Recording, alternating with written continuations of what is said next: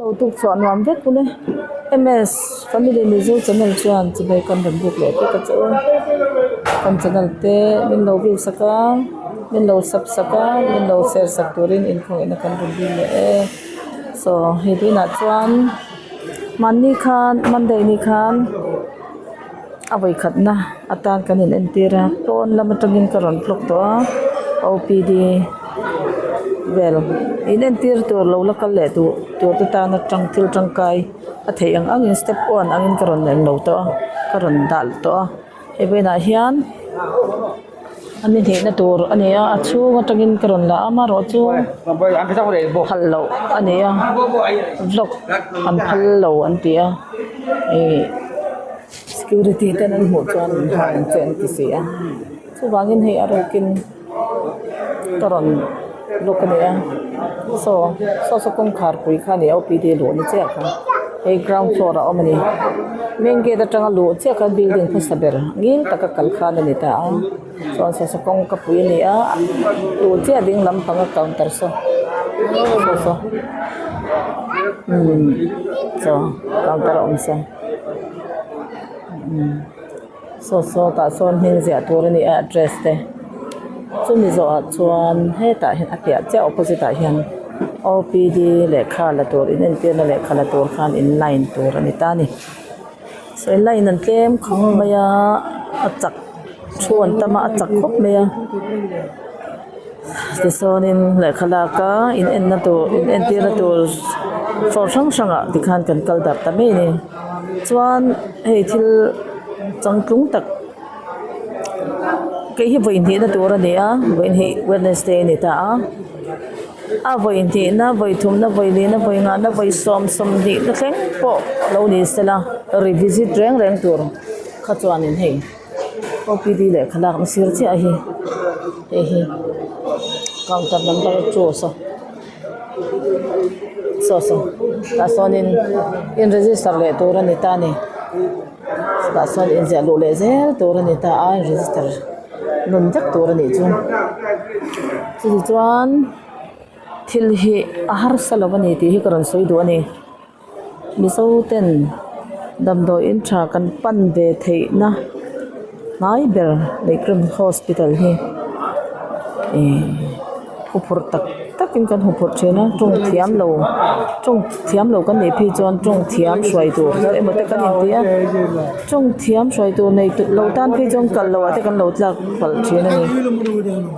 tung thiam ya lo pon akal the ni ti kha karon ta lan do ze nya neighrims hospital chaklu ba hian paradise rat sa kan thenga mizo hlang khenna ni tlang pi man dang an thengai lo an ti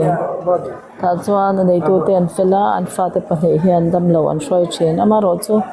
nileng ten the men hroi ko la phan lak char chuan cheng zanga te an lo ve chen ani chuan lot thi atam khop nei boka ma ro chu dam lo an boi pui ve kem ka shelo an soi phang chuan a then chuan in an boi pui lu tuk lo ani ome an boi pui po in azong sang hi an boi pui thei lo ni te nan sei chen tu na kan chen le hi dam lo ho alo thleng ve te soi dan chuan eng ki ma ben boi pui an ti top le nakina an lot step po hi ron ti lan san pa in katuma anei tu te biang na te po ron nei kan tu mga aro kala kani a phallo thil karon ti zo poimos in ka se ve box si a lam hi chung nam chona ni an lift te om veka se pa hin kala kal me alo le fa min chon pui zela sen azaba achung te po hi free taka zelen ta karon lak kwal thei chu ni se ron lak ka du kop ne chu ka sei ang kha kan sei nan le nge kong ka puya song kan lu ta abul cha ding lam pa ga son full address izia lo na ni a so ta chang son le khan pe chwa ka OPD a abul cha hian a opposite cha hian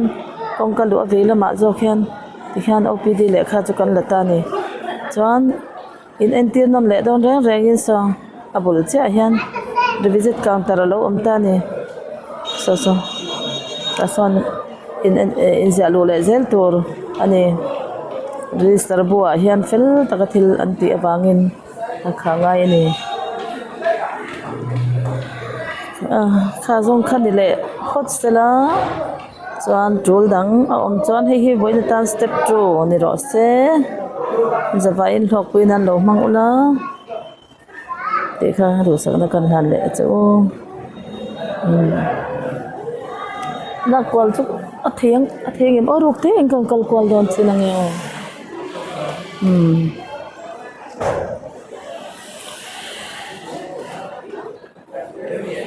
han so lama son enge ortho ke hi ortho te ka kal karin lo de ortho te mentira ent kal kania thyroid gamin mase ortho te mentira kania chung na chot na kan ta ang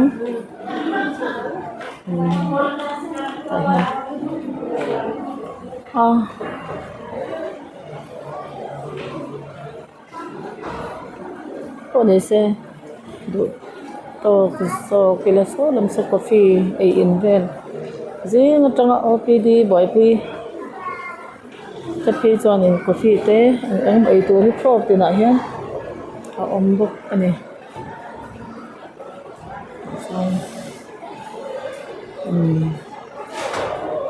asang sia ke te hian aru ga thil te lo ni bok nen